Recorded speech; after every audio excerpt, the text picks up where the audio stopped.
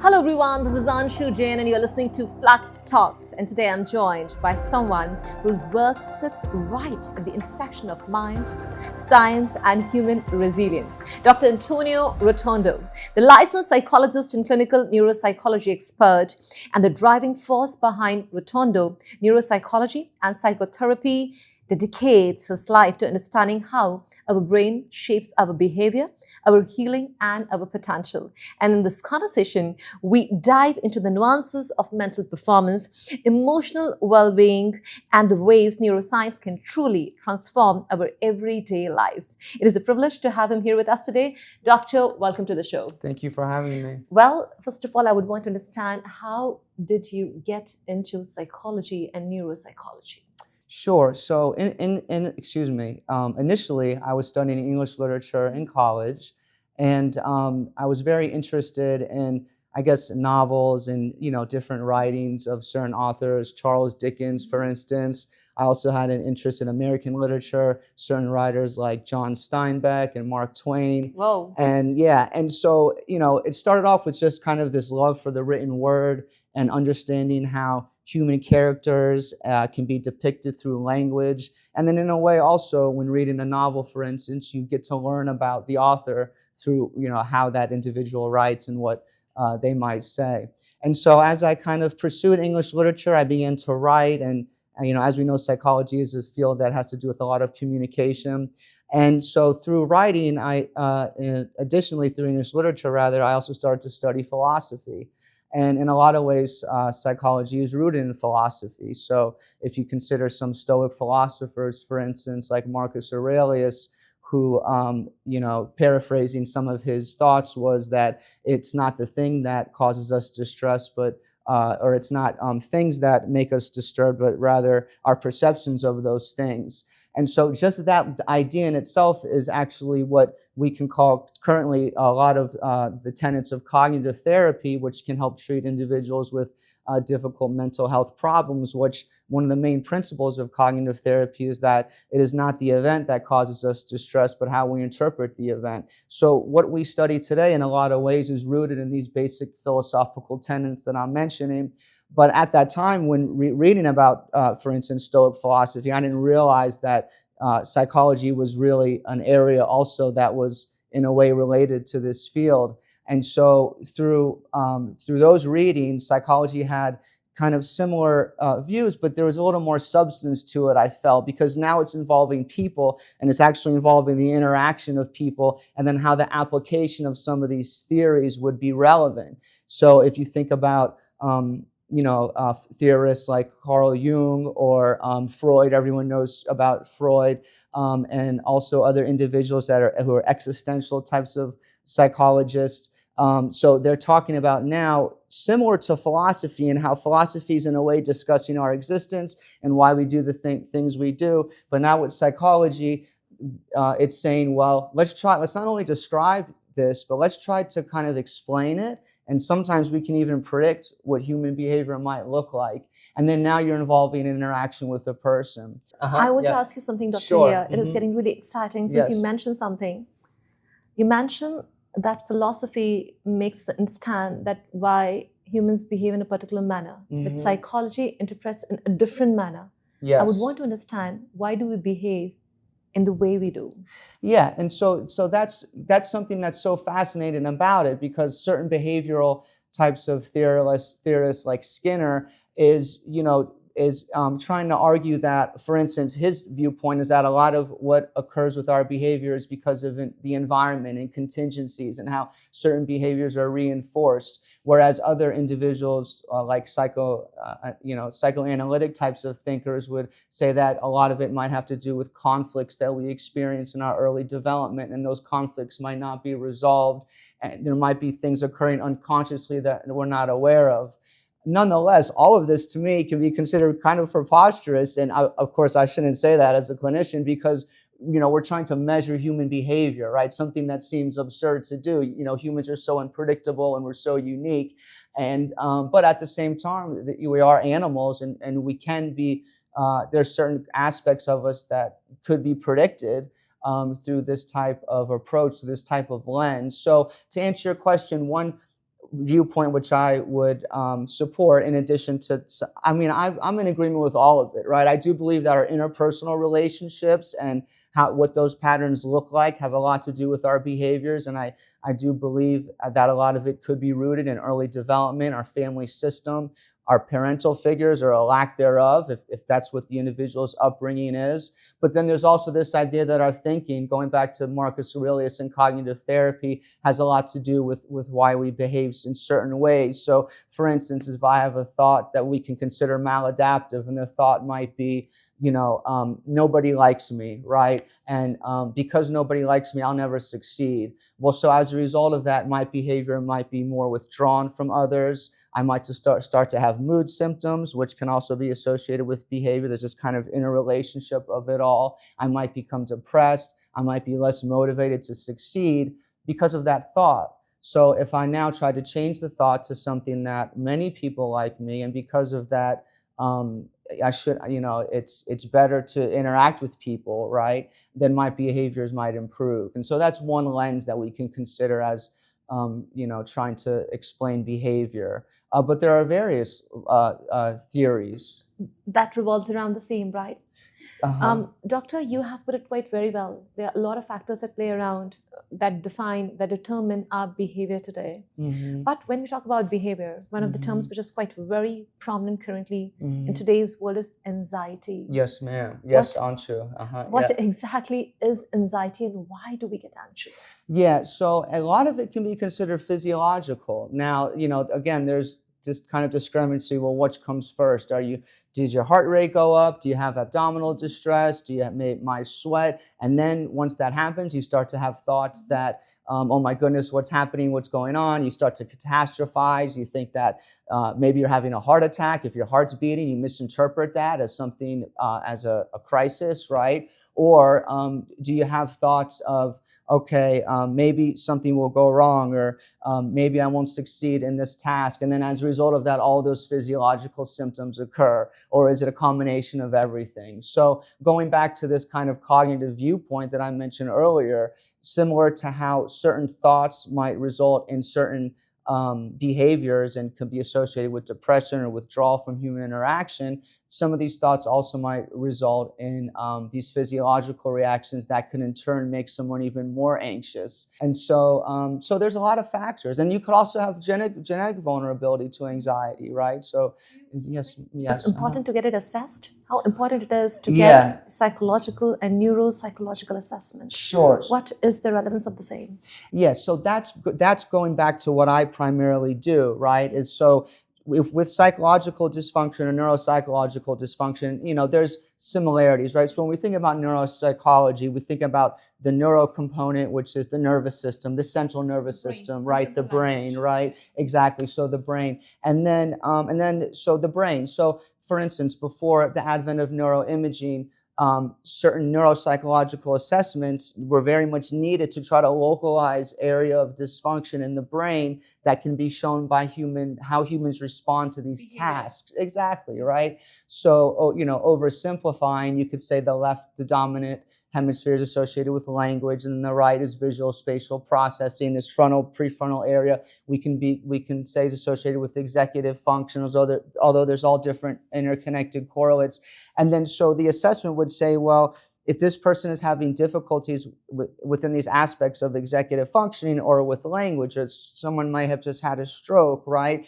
And so now they're having problems with expressive speech, then we can hypothesize that maybe there's a lesion or a deficit in this area of the brain. Now that we have neuroimaging, we can see it also, right, from scans. But going back to what you were mentioning, so then that's the neuro piece. Then there's a psychological piece, which I've kind of already indicated, is how the human behaves when given these demands in a testing environment. And then in addition, how these behaviors might be showing up in day-to-day functioning. So there might be forgetfulness. Someone might be getting lost when driving if it's perhaps someone who has difficulties with navigational skills and visual memory related to these other possible insults. So, doctor, if I have to understand, when we talk about psychology, it is mostly linked with the environment or the circumstances that we are exposed to that basically transforms our behavior. Yes. But then when we talk about neuropsychology, it leads us to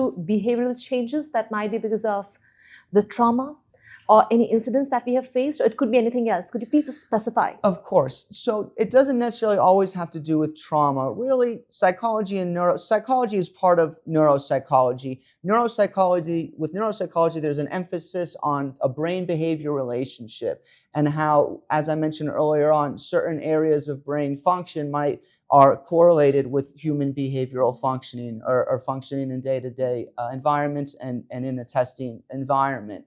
At psychology, we can talk about mental health types of issues that might be associated with depression and trauma, as you mentioned, and anxiety and so forth. And that also can be measured through a neuropsychological assessment where an individual might complete certain questionnaires that other individuals who have had clinical levels of depression, for instance, have kind of also answered certain items in the same way. And so that helps to bring a little bit more data to show that this person, for instance, might be manifesting a depressive disorder. So there's a lot of overlap there, but generally speaking, neuropsychology, brain behavior relationships, how these functions show up on testing, whether it's sensory motor, memory, processing speed, etc. And then that has to do with psychology as far as how the human is behaving. And then in addition to that, assessing the mental health aspect of it. And so that can be considered more of the psychological piece. When do you believe that one must see a psychologist or a neuropsychologist? Sure. So as a biased opinion, I would think that everyone should have a neuropsych assessment. I think that what should be more emphasized is how these assessments don't necessarily have to be the result of a problem to have these assessments completed. They uncover a great deal of information. And so although that's not necessarily as realistic for a lot of individuals just to go have a neuropsych evaluation, for whatever reason, to answer your question, if someone is experiencing a problem that's interfering with that person's functioning and is causing them distress or one or the other, right, I would say now it might be helpful to go have an evaluation and perhaps consider therapy. Or in the case of a neuropsych assessment, if there's been some sort of insult to the brain or that could cause some sort of brain dysfunction, whether it's stroke, head injury, a degenerative problem, or a degenerative type of condition like dementia, or perhaps something that's not dementia yet, what we can call mild cognitive impairment, but might be the early stages of it. And the person might not always know when they need to go seek treatment. It might be a caregiver that's observing it, right? Substance use is also another factor that can cause a great deal of brain damage and difficulties with different aspects of cognitive functioning. And so oftentimes if the person is manifesting a substance use disorder, inpatient treatment might also be indicated. And during the course of inpatient treatment, following a washout period of the substances, well, then we can also administer a neuropsych assessment now to assess or uncover the areas of damage. I also would like to mention taking, for instance, a child who has a neuropsychiatric or neuropsychological evaluation, that it also uncovers strengths, right? So it's not only what's bad or what's wrong, and I don't even like the word bad, right? It's not only what's not allowing the person to function optimally, but it's also, well, let's look at how this person, is well developed in certain areas. So, for instance, you could have a child who's struggling in school, and that person has testing with me, and then maybe the person's visual spatial processing is very low. They might see certain patterns. They're not able to kind of make deductive reasoning types of question or respond in a deductive reasoning type of way appropriately with visual information, and they might have attention problems. But then with verbal information, their vocabulary is remarkably well developed, right? So we can say, okay, you might be having difficulties in school, but look how extraordinarily developed you are with word knowledge and with your understanding of language, and look how you're able to understand abstract concepts and anything that has to do with writing. And so for that child, just to take as an example, they might feel, well, maybe my visual spatial isn't that great, but wow, I feel so good now to hear how good my verbal abilities are, right? So it's also looking at the strengths that the person is showing. And you can also have strengths on psychological or personality functioning. You can have someone that might have a great deal of ego strength, right? Or your ability to manage stress. For instance, if we take PTSD, for instance, a lot of people experience trauma, but not everyone necessarily develops PTSD. And it's not that anyone is more likely to or not, although there are factors that might make someone more vulnerable, but some people also are very resilient. And so, or it could depend on the nature of the trauma. But regardless, not to say that one person who develops PTSD is less resilient, just to not be misinterpreted. But a strength is also resilience, and psychological testing and evaluation can show that. How effective could be clinical testing? Yeah, it's very effective. So, I mean, it's effective for diagnostic impressions, right? So, like with any problem, to be able to address it most effectively, you need to know what it is exactly, right? And so with therapy, when someone presents for therapy, you have the clinical interview, you have the therapist or the psychiatrist, they're presenting for medication management, and there's a good deal that you can obtain through the clinical interview, through the person's subjective self-report of what they're experiencing. But we're not, me included, we're not always our best, we're not always the best historians, or we don't have the best awareness of what might be going on with us, right? And so because of that, when we administer certain tasks, when we have this, I guess we could argue this is more concrete data, in addition to the clinical interview, what the findings suggest. Well, now we can have better diagnostic accuracy. And also what's important is being able to reconcile contradicting information. So, for instance, someone might come in and say, I have an attention deficit. And then on testing, the attention is fine.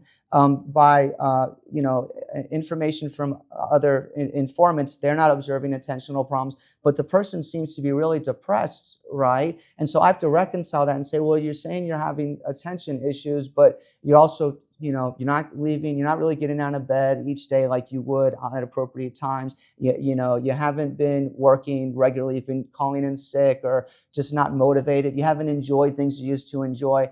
And because of this, maybe that's why your attention isn't so great. And then on top of that, because you're depressed, you might also be more likely to see yourself as having a deficiency because you're depressed and you're not having the best view of yourself. And so this ability to reconcile that contradicting data. And the idea is that through assessment, we get all these different types of data that we can put together and say, okay, well, now let's look at this and arrive at a diagnosis, right? And so then we have these diagnostic impressions, and we take that and the report and we forward that to the treating provider, whether it's a therapist or a neurologist or a school, it's not necessarily treating, but a school teacher administration that might have this. And the person says, oh, so this is what's going on with the individual. We have these kind of, diagnoses are we can say that they are categories, right? And we can think beyond a category and we really look at what's going on with the person, but at the same time, it's what we have and what we use to guide treatment. And so in that regard, assessment is invaluable. You did mention that how effective the assessment could be, how effective the testing could be. What is the entire process and the procedure that you guys follow to take them to their respective care or treatment that they require? We know the importance of it. We know how valuable it is. Do you think that it is still considered as a taboo? Yes. Mental health? What is the biggest challenge that you face as a clinical psychologist, as a clinical neuropsychologist, that you are unable to make people understand that how important it is to address the mental health issue as it is to address your physical health? What do you have to say about it? True. Yeah, no, it certainly is, unfortunately, a significant stigma. Mental health in general, it's seen as a problem that almost is something that someone chooses. Arguably, right? Addiction is seen that way also. And so the issue is that mental health is just as important as physical health. And an example that I've used when having these discussions, and to your question, a lot of individuals, once they have the evaluation, they may be reluctant to seek therapy or psychotropic medication or medication management. And what the example that I use is that if you break your arm and you go to a primary care doctor and that person says to wear a cast, right? You're not going to argue and say, well, I don't need a cast, right? Well, that's foolish. That's silly. But if I say, you looks like you're showing clinical signs here that might suggest that you have a depressive disorder, or that taking the neuropsych component of it, that maybe you shouldn't be driving anymore because there could be a risk there and you might be prone to get lost or so forth. Well, then that person, and for the depression, maybe you need therapy or medication. Well, that person might say, well, no, that's unheard of. I don't need to do any of that. But so what's different from wearing a cast, right? If you break your arm, how come there's no argument there? I would argue that there's more of a concrete problem with a broken arm, and then there's more of a concrete improvement. So you wear the cast, you know that the arm heals, and this is also based in prior science and medicine and so forth. But with psychology, what is depression, right? Or how are you going to tell me I can't drive anymore, right? Just from this little test that this is what someone would think, just from this assessment you administered. And then on top of that, what will my family say? What will my peers say? My peers will say, I'm in therapy every week. Oh goodness, what's going on with me that I must need that? Or, I have to have someone with me in the car when driving now, or I have to always use a GPS and review my routes in advance. They might think that, I'm dumb or something like that. And so a lot of it, the circumstances, the people around me are more concerned about that, doctor. Yes. We know that people still consider it as a taboo. We know where it is leading us to. Mm-hmm. We know depression is for real. But I have got a very important question to ask you. Sure. We have seen many times the cases and the situations wherein we go through therapy, we go through sessions, but still we are confused that can it be healed? I would want to ask you genuinely, is depression treatable? Can we truly get healed? Does therapy indeed help us change our mindset, the wiring? The neuropsychological assessment can really bring people back to their normal lives? What do you have got to say about it? So it can. It can for many people, but sometimes it's very hard to treat, whatever the disorder might be. If you take depression, for instance, it can be very treatable with therapy and with medication if needed. Generally, you would see a combination of both weekly therapy, sometimes twice a week, and medication management. But sometimes you might have more severe pathology, like for instance, schizophrenia, that we won't say necessarily it could be healed. It can be managed and it can be treated with certain medication, but it might not ever go away, right? The person might continue to experience either psychotic types of experiences where they might see or more commonly hear things other people don't hear. They might have ideas that people are after them when they're really not. But with medication, that can kind of be quieted down a bit. Or they might have what we can call the negative symptoms, which is going back to what I was mentioning with depression, some of the withdrawal from interaction and not enjoying things anymore. So it certainly can be managed. I would say depression certainly can be managed. I would hesitate to say it can be healed because there's no way to really know that. But a lot of people might only have one or two depressive episodes. They go see a clinician. They get underneath what's been occurring. They might be prescribed medication for some time, and then now their depression is in what we can call full remission. Or they may need the medication to continue to make it stay remitted, or continued therapy for it to be remitted. And so in that regard, it could be healed because the person is maintaining the treatment recommendations, and as a result, that person's mood is now stable or not depressed. We know it helps us at least manage the situation. Now, if you look at the world around today, everything has become so competitive. Mm-hmm. Every single day, we see people facing issues which they have never thought of. How important it is to be in touch with a psychologist on a day-to-day basis, irrespective of any issue that you're facing in your life or not. Yeah, I think that's what ideally should be happening all the time. Going back to this idea of just our wellness and our well-being, why wait for something to go wrong to maintain your wellness, right? We think about, things like mindfulness, exercise, all of these things are helpful. Regular health checkups. Exactly. A regular health checkup, right? Or go see a psychologist to talk. And the other important component is that going back to diagnoses and labels, this is just what we have. We create knowledge, right? Humans do, and we're all prone to error. And what we think now is going to be falsifiable in 500 years, and the earth was once flat, right? So this mindset of humility. So the point that I'm making is that with diagnosis, this is what we have, but there might be things going on with an individual that we haven't labeled it yet. That person might not be able to articulate it. They may be having some sort of issue that they're not even aware of with how they're functioning, but they may be happy every day and smiling. And so with that mental checkup, as you mentioned, right, that clinician might be able to explore some of that and make the person even function even, optimally. Or if we think about athletes who might, engage in certain tasks to have optimal performance in the sports and so forth. Well, this would be like having optimal mental performance, right? Or optimal psychological performance, right? And so you're in contact with a psychologist, maybe not necessarily daily, depend on that person's availability, but more regularly, and not waiting until there's a problem. Of course, and it is most important for the business leaders. It is most important for the athletes. Yes. It is most important for every single human, because not even a single person in this world can say that they're completely okay, especially in this part of the world or at the time that we are living today, where everything feels so different and so unsafe and insecure at times. 100%. If you say you have a problem, and for instance, if you might, especially if you think about stereotypes, right? If someone says, "Oh, well, I have a problem and it's making my mood to change." Oh, well, you're weak. Maybe you can't handle this in the workforce now, and maybe you're not competent, right? That's how some people might interpret that, and it's going back to the stigma that's involved, and there's kind of a lack of consideration for the differences that we're showing. And when we talk, it's a cultural competency type of understanding, because mental health problems and psychiatric disorders are, in a way, can be considered a disability, right?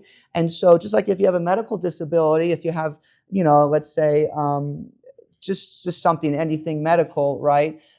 Then you can have also psychological problems that can be seen as a disability. But for instance, someone in the workforce, or if you have high expectations in your family, then they might see you as weak, right? Or not good enough. And that word "good" again is a judgment, right? We can say you're not as effective as you should be.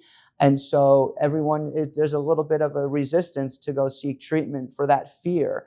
Or if you meet with a therapist, we know, was everything going to be confidential, right? If I'm a CEO of a company and someone finds out I'm in therapy or on medication to balance out neurotransmitters, which I can't control, right? It's just how my brain is acting. You know that you're secured. You know that you're safe. Mm-hmm. Well, it has been such a great experience learning about the importance of clinical therapy. It has been such a great experience learning about testing, assessment, the psychological and neuropsychological. And one message that you wish to give to all the people who are connected with us at the moment on importance of medical health or the clinical psychology and neuropsychology, what would that be right there? I would say not to hesitate at all. If you have any experience that you feel is making your life more difficult, to seek treatment and evaluation.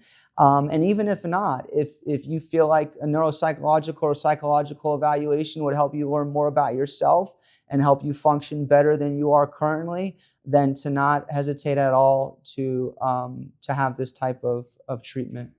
Thank you. Thank you so very much, Dr. Antonio. Indeed, a pleasure having this conversation with you. I'm pretty sure it has created and generated a lot of awareness around, related and linked to mental health, psychology, and neuropsychology. To all you wonderful people who are connected, as you go for regular physical health checkups, please go to the doctor and talk it out. That is the key to a successful, a happy, contented life. Well, for more such exciting conversations, don't forget to connect with us on our social media handles, Instagram, Facebook, and LinkedIn, Fluxx Talks. And also don't forget to subscribe to our YouTube channel, Fluxx Talks. Yet again, thank you so very much, Dr. Antonio, for being a part of our show. Thank you, Anshu, for having me. Take good care. It was a pleasure. Thank you. Bye.